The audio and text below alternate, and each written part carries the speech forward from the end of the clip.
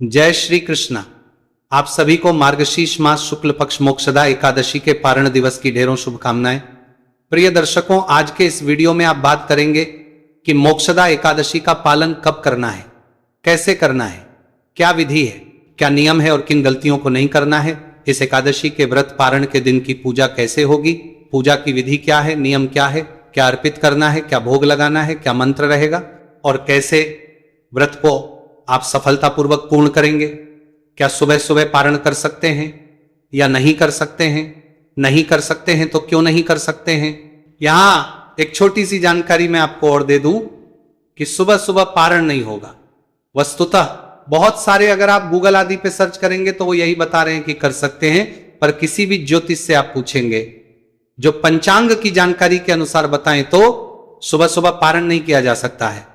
पारण कब, इसकी जानकारी भी आपको प्रदान करेंगे, बताएंगे विधि, नियम और मुहूर्त आदि के बारे में जानकारी आरंभ करते हैं। आपसे निवेदन है कि यह वीडियो यदि आपको थोड़ा सा भी अच्छा लगे, उपयोगी लगे तो कृपया एक बार लाइक अवश्य कर दीजिएगा और जितना हो सके शेयर कीजिएगा, क्योंकि यह जानकारी सबके लिए बड़ी महत्वपूर्ण है। सभी लोग एकादशी का व्रत करते हैं और एकादशी के पारण को सही प्रकार से किया जाना बड़ा अनिवार्य हो जाता है। अगर इस वीडियो को लोगों तक भेजेंगे तो यह आप उनकी सहायता कर रहे हैं और भगवान की भक्ति करने वाले भक्तों की सहायता करना अत्यंत कल्याणकारी होता है। मैं आपसे निवेदन करूंगा कि इस वीडियो को अधिक से अधिक लोगों के साथ शेयर कीजिए, व्हाट्सएप कीजिए या फेसबुक कीजिए, जैसे भी आप शेयर करना चाहें, जहां भी वैसे भेजिए, जिससे कि सभी लोग इसका लाभ ले सकें। अपने व्रत की सफलता के लिए कमेंट बॉक्स में अवश्य लिखिएगा जय श्री हरि या ओम नमो भगवते वासुदेवाय। भगवान वासुदेव प्रसन्न होंगे और उनकी से आपका व्रत सफल होगा। आप देख रहे हैं सनातन धर्म का संसार ज्योतिष संस्थान का प्रतिष्ठित यूट्यूब चैनल सनातन धर्म का संसार धार्मिक। हम यहाँ पर सभी व्रत और त्योहारों की सही शास्त्रीय जानकारी प्रदान करते हैं। ज्योतिष शास्त्र और पंचांग के आधार पर आपको बताते हैं कौन सी तिथि कब है, व्रत आदि कब करना है, क्या विधि है, क्या नियम है और क्या गलती नहीं करनी है। यदि आप सभी व्रत और त्योहारों की सही शास्त्रीय जानकारी पाते रहना चाहते हैं तो कृपया चैनल को सब्सक्राइब कीजिए और बेल आइकॉन को प्रेस कीजिए। जब आप सब्सक्राइब का बटन दबाएंगे तो वहां एक घंटी का निशान बना हुआ आएगा, उसको अवश्य दबाइएगा, तभी आपको हमारे सारे वीडियो प्राप्त होंगे, अन्यथा आपसे जानकारी छूट जाएगी। आइए प्रिय दर्शकों, जानकारी आरंभ करते हैं। बात करते हैं मोक्षदा एकादशी के व्रत के पारण की।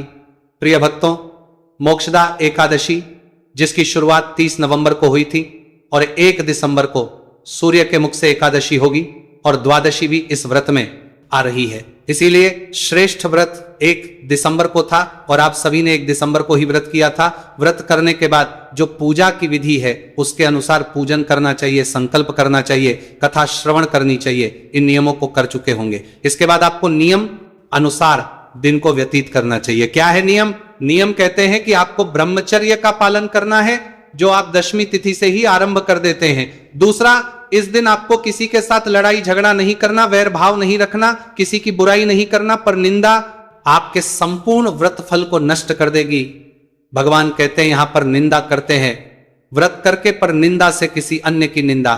अब कई बार लोग कहते हैं पंडित जी हम निंदा थोड़ी कर रहे हैं, हम तो बता रहे कि उनके अंदर क्या क्या बुराइयां हैं। कोई दूसरे की बुराइयों को बताना किसी तीसरे के सामने यही निंदा कहलाती है। इसीलिए पर निंदा से आपको बचना है। आपने व्रत किया है तो अपने व्रत को सफल बनाने के लिए पर निंदा कदापि ना कीजिएगा। घर में भगवान विष्णु विराजमान है, अतः किसी प्रकार का कलह क्लेश ना हो, किसी प्रकार की परेशानी ना हो और शांतचित हो के भगवान के चरणों में मन को लगाते हुए सायंकाल को कीर्तन करना चाहिए। कीर्तन की महिमा है, रात्रिकाल को जागरण कीजिएगा। 1 तारीख को जागरण की बड़ी महिमा है।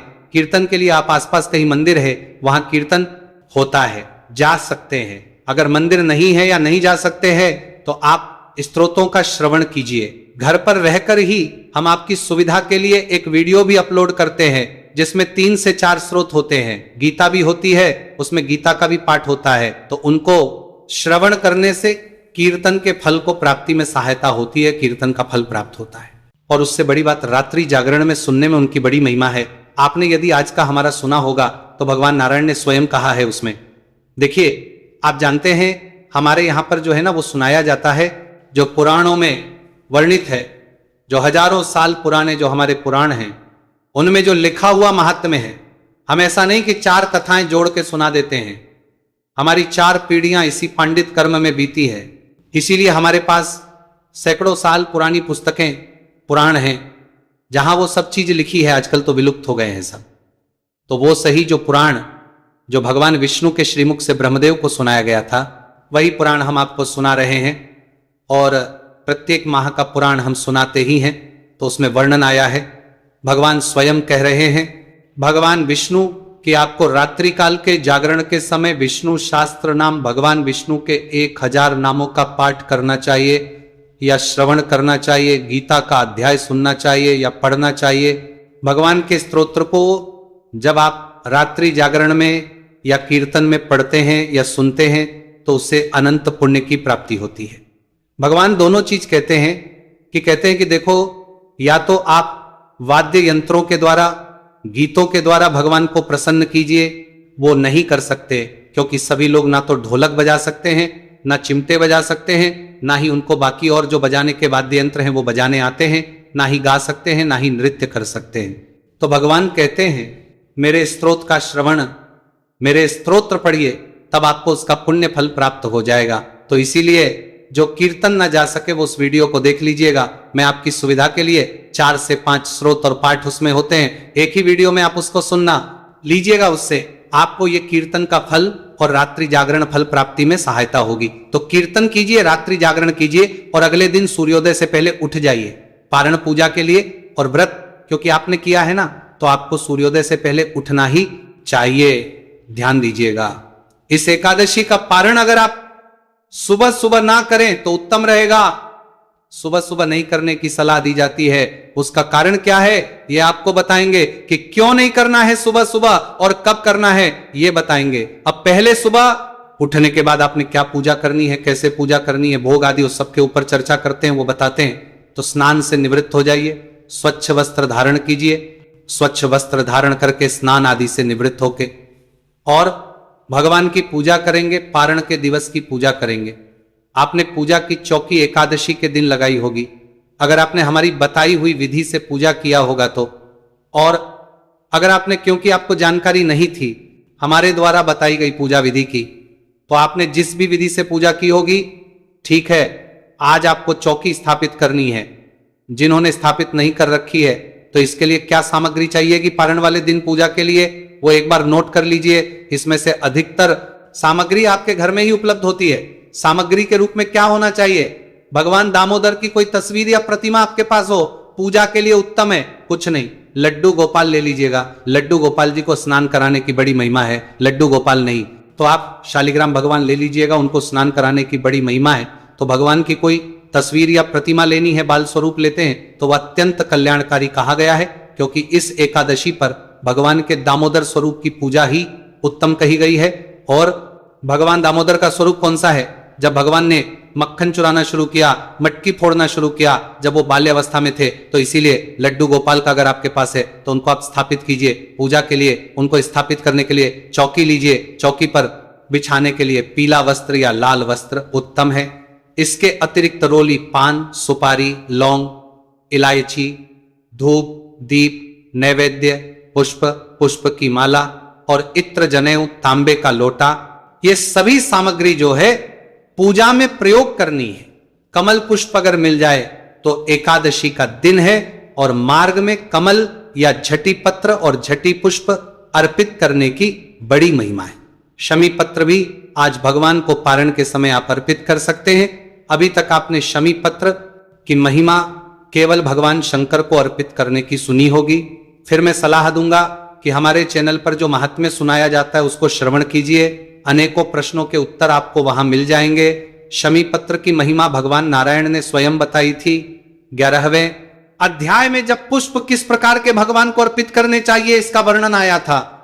भगवान ने बताया था कि वो किस प्रकार के पत्र और पुष्प से प्रसन्न होते हैं। वहां पर शमी पत्र का भी वर्णन है।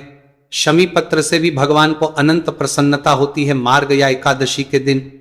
तो इस एकादशी है, ये इसीलिए आपको शमी पत्र भी इस दिन अर्पित कर सकते हैं। अगर आपके पास उपलब्ध हो तो ये सारी सामग्री आप एकत्र कर लीजिए।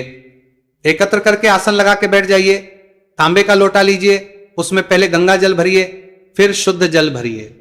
सबसे पहले फूल के माध्यम से जो स्थान है ना, जहां बैठ के आप पूजन कर रहे हैं, जो पूजा की सामग्री है, उस पर जल के छींटे दीजिए। ओम प्रकार से आपने जल के छींटे दे के स्थान को पवित्र किया है, सामग्री को शुद्ध किया है, भगवान को अर्पित करने के योग्य बनाया है। अब आप भगवान की स्थापना करेंगे। स्थापना करने के लिए चौकी को बिछाइए। चौकी पर लाल पीला वस्त्र, जो वस्त्र आपके पास है वो बिछाइए। भगवान की तस्वीर या प्रतिमा जो भी आपके पास है उसको स्थापित कीजिए। उनके सीधे हाथ की ओर घी का दिया रखिए, और अगर तेल का दिया है तो उल्टे हाथ की ओर सामने की दिशा में रख दीजिए। धूप जो है दीपक के विपरीत दिशा में रखिए। इस प्रकार से चौकी पर विराजमान कीजिए भगवान को। एक छोटे से पात्र में थोड़ा सा जल ले लीजिए आपकी जलाजमिनी करने के लिए, या जो लोटे में जल भरा है उसी में से थोड़ा सा एक कटोरी में डाल लीजिए, और एक छोटे से चम्मच से आप अपने हाथ पर, सीधे हाथ पर जल लेके आचमनी करेंगे। एक एक मंत्र पर, जैसे हम बताते हैं, एक एक चम्मच जल एक एक मंत्र पर लीजिएगा और ग्रहण कीजिएगा। और जो निर्जला व्रत करते हैं वो केवल 2 बूंद ही जल लीजिएगा, अधिक ना लीजिएगा, क्योंकि इसका एक नियम है। 6 मासा जल जो है निर्जला एकादशी के व्रत में आचमनी के रूप में प्रयोग करना चाहिए, इससे ज्यादा नहीं करना चाहिए। इसीलिए जल सीधे हाथ पे लीजिएगा। ओम माधवाय नमः पी जाइएगा, फिर से जल लीजिए। ओम केशवाय नमः पी जाइए, फिर से जल लीजिए। ओम नारायणाय नमः पी जाइए, नमः पी जाइए, जल लीजिए। ओम ऋषि केशाय नमो नमः, हाथ धो लीजिए। हाथ धोने के बाद अब आप भगवान का पूजन आरंभ करेंगे। घी का दिया सामने है, उसको जला लीजिए और धूप को जला लीजिए। सबसे पहले भगवान को अर्पित करेंगे, तो भगवान को जो आपने चौकी पे विराजमान किया है, अभी हम उनको अभिषेक कराएंगे। जलादि अर्पित करेंगे ना। अगर लड्डू गोपाल जी की प्रतिमा आपने स्थापित की है तो उन लड्डू गोपाल जी को आप किसी थाली में या किसी ऐसे पात्र में रख लीजिए जिससे कि वो जल फैले नहीं। और जिन्होंने तस्वीर स्थापित की है, आप उनके सामने एक कटोरी आदि रख दीजिए, उसमें पूजा का जल अर्पित कीजिएगा, जैसे बोलते जाए। भगवान को सबसे पहले पाद्य अर्घ्य आचमन ही अर्पित करते हैं। तो जो तस्वीर पर पूजन कर रहे हैं वो एक एक चम्मच जल अर्पित करेंगे सामने रखी हुई कटोरी में। एक एक मंत्र पर जब हम बताएंगे तो, और जो लोग लड्डू गोपाल स्वरूप की किसी भी प्रतिमा पर पूजन कर रहे हैं, तो जहां जहां हम जल चढ़ाने को कहें वहां पे आप जल अर्पित कीजिएगा। 1 चम्मच करेंगे, भगवान का पद प्रक्षालन करेंगे। सबसे पहले नमो नमः मोक्षदा एकादशी पूजा अंतर्गत है। श्री पद के रूप में 1 चम्मच जल सामने रखे पात्र में अर्पित कीजिए। जो भगवान की प्रतिमा का पूजन कर रहे हैं वो पैरों पर जल अर्पित कीजिए। अब भगवान को अर्घ्य देंगे, भगवान को अर्घ्य देंगे। अर्घ्य आप शंख में जल भर के भी दे सकते हैं जो प्रतिमा पर पूजन कर रहे हैं। बाकी तस्वीर वाले सामने रखे पात्र में 1 चम्मच जल अर्पित कीजिएगा। ओम जल आचमनी के रूप में 1 चम्मच अर्पित करेंगे भगवान की प्रतिमा के सामने, या जो तस्वीर पर पूजन कर रहे हैं सामने रखे पात्र में। इस प्रकार से आपने अर्घ्य आचमनी कराया। अब भगवान को स्नान कराएंगे तो शंख लीजिए और शंख में जल भरिए और भगवान के सर से जल को अर्पित कीजिएगा। मस्तक से 1-1 बूंद जो आप ये शंख से अर्पित कर रहे हैं, ये आपको हजारों वर्ष वैकुंठ में प्रदान करती है। शंख में जल भर के भगवान को स्नान कराएंगे, मस्तक से स्नान कराएंगे। स्नान कराने के बाद आपको पंचामृत से स्नान कराना है। पंचामृत बना लीजिए।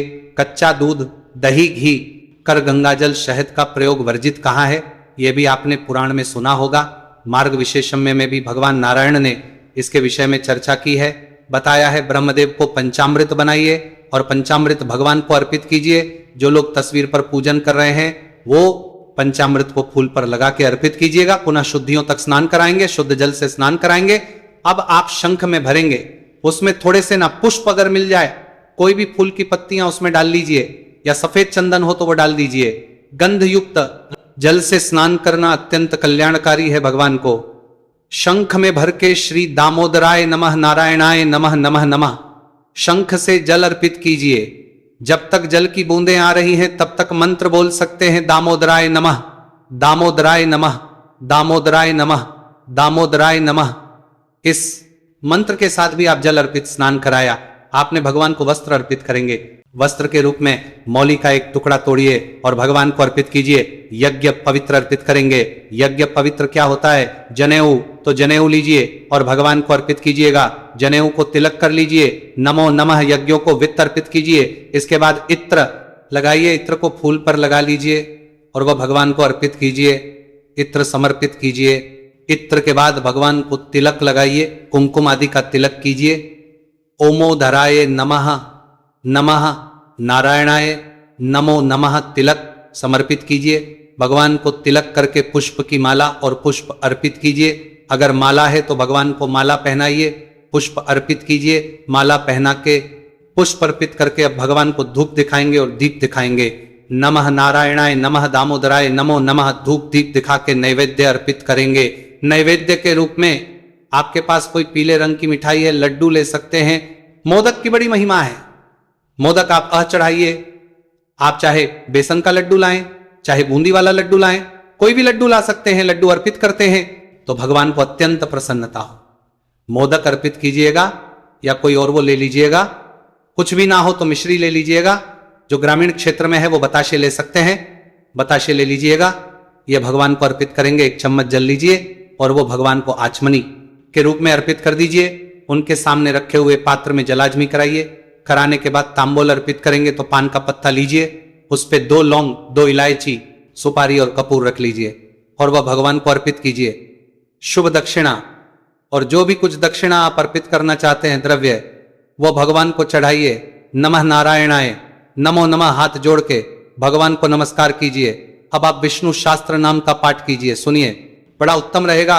तुलसी माता की कथा जो द्वादशी के दिन सुनी जाती है, पारण वाले दिन आप उसका श्रवण कर सकते हैं। दोनों ही पाठ मेरे चैनल पर आपको मिल जाएंगे। ये श्रवण करके भगवान की आरती कीजिए। आरती करने के बाद अब भगवान को भोग लगाएंगे। जो आपने भोग लगाएंगे तो हर सभा दोनों ही पाठ मेरे चैनल पर आपको भगवान को भोग लगाएंगे।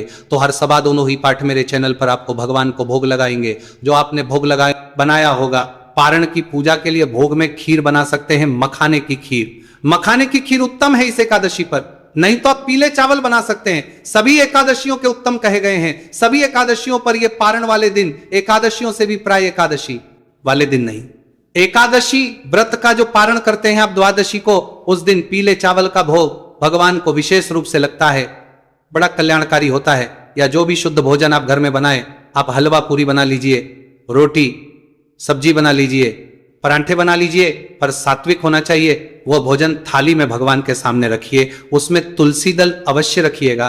पर्दा कर दीजिए, भगवान से निवेदन कीजिए, ताली बजाइए, पर्दा हटा दीजिए, जलाजमिनी कराइए। भगवान को एक चम्मच में जल लेके थाली के चारों तरफ घुमा के छोड़ दीजिए। इस प्रकार से करा के हाथ जोड़ के थाली को उठा लीजिए। वहां से इस प्रसाद को बाकी प्रसाद में मिला दीजिए। जब आप व्रत खोलेंगे तो सबसे पहले इसी में से आपको ग्रहण करना है। आपने भगवान को भोग लगा दिया। अब अंतिम प्रक्रिया आती है पुष्पांजलि की। पुष्पांजलि करने के लिए हाथों में पुष्प, इसे क्षमा याचना भी कहते हैं। यह किसी भी पूजा पाठ की सफलता के लिए आवश्यक होती है। हाथ में पुष्प लेके खड़े हो जाइए, भगवान से निवेदन कीजिए। प्रभु आपका आवाहन जानते हैं, ना पूजन जानते हैं, ना विसर्जन जानते हैं। हम तो अज्ञानी जीव हैं। जैसी बन पड़ी है वैसी सेवा आपके श्री चरणों में की है। हमने ये एकादशी का व्रत किया है। एकादशी के दिन की पूजा तथा पारण के दिन की है। इसमें कोई भी हमसे गलती, त्रुटि, भूल आदि हो गई हो तो उसे क्षमा कीजिएगा। हम अज्ञानी जीव हैं। जैसी बन पड़ी है वैसी ही सेवा आपके श्री चरणों की है। प्रभु आपको अर्पित करने के लिए हमारे पास कुछ नहीं है। तन मन धन सब कुछ आप ही का है। हमारे पास केवल क्या है? परमेश्वर ये पत्र पुष्प की भेंट है। भगवान इसे स्वीकार करें और दया का आशीर्वाद प्रदान करें।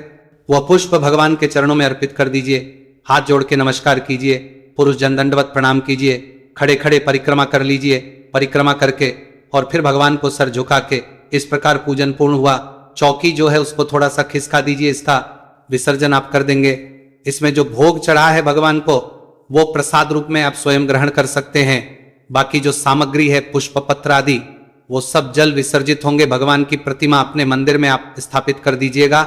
सायंकाल से पूर्व पारण का यह पूजन करने के बाद, पारण के दिन पूजा के बाद आसन लगा के बैठ जाइए। आप पारण कैसे करेंगे? दामोदराय नमः, दामोदराय नमः, दामोदराय नमः, ये मंत्र 5 बार बोलिए। तुलसी का पत्ता मुंह में रखिए, जल पी लीजिए। इस प्रकार से आप पारण करेंगे। और जब भोजन करेंगे तो जो मैंने कहा, भगवान को आपने भोग लगाया है वही आपको पहले ग्रहण करना है। इस प्रकार से आप व्रत का पारण करेंगे। पूजन करने के बाद और पारण करने से पहले आपको ब्राह्मण को दान दक्षिणा आदि देनी चाहिए। अगर संभव है तो घर पे ब्राह्मण को भोजन आदि के लिए निमंत्रित कीजिए, उनको दान दक्षिणा आदि देके विदा कीजिए। दक्षिणा आदि देने के बाद या ब्राह्मण को भोजन आदि कराने के बाद ही आपने स्वयं पारण करना है। अब बात करें करना कब है, तो पारण के 3 मूलभूत सिद्धांत है कि पारण व्रत के अगले दिन सूर्योदय और द्वादशी तिथि में हरिवासन का समय निकल जाने के बाद करना चाहिए। हरिवासन का समय होता है द्वादशी तिथि के पहले लगभग 5.5 घंटे मूलतः, इसी में हरिवासन का समय समाप्त हो जाता है, क्योंकि हरिवासन में व्रत होना आवश्यक है, इसीलिए इस नियम का ध्यान सदा रखना चाहिए। और फिर बात आती है उत्तम समय के, उत्तम चौघड़िए कि उत्तम चौघड़िए में ही अगर आप व्रत पूजन या व्रत का पारण करें तो कल्याणकारी। अब बात आती है जी कि अब हमें यह व्रत पारण करना कब है, तो प्रिय दर्शकों इन नियमों को रखते हुए आपका जो पारण की सलाह देंगे हम वो देंगे 10 बजे के बाद। 10 से 1 के बीच में आप पारण कीजिए 2 तारीख को, क्योंकि उत्तम चौघड़िया रहेगा। सुबह सुबह बाकी मूल 3 सिद्धांत तो पूरे हो रहे हैं, पर चौघड़िया उत्तम नहीं है। पहला चौघड़िया रोग का है, दूसरा है इनमें पारण करना उत्तम नहीं रहेगा, इतना फलदायी नहीं रहेगा। इसीलिए उत्तम समय की अगर आप बात करेंगे तो वो 10 से 1 बजे के बीच में है, इसमें आप पारण करें, कल्याणकारी रहेगा। कुछ और पूछना चाहें, कहना चाहें तो कमेंट बॉक्स में लिख के पूछ लीजिएगा। भगवान सब पर कृपा करें। हरे कृष्ण।